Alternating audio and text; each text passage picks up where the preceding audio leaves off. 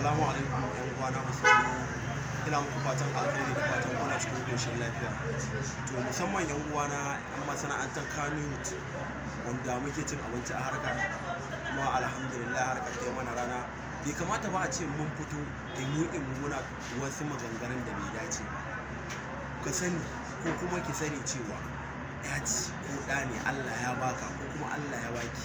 Bai kamata a ce don wani na wani abin da ba daidai ba ku fito ku ringa aibata mutum ku ce wane yana iskanci wane yana zina ba.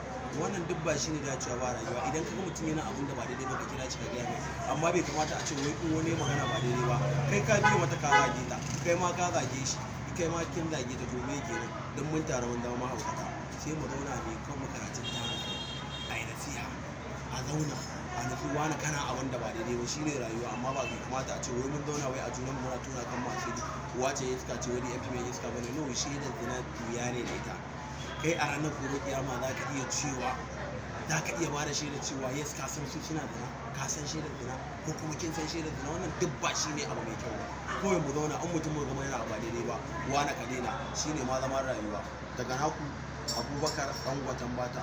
Allah ya sa mu dace, sannan mu ma Allah ya shirye mu dan mu ma ba mu ce hakan ba. Allah ya sa kowa ya gane. Ni ban yi wannan bidiyon dan gona rai kowa rai ba. Na yi ne bai kamata mana haka ba.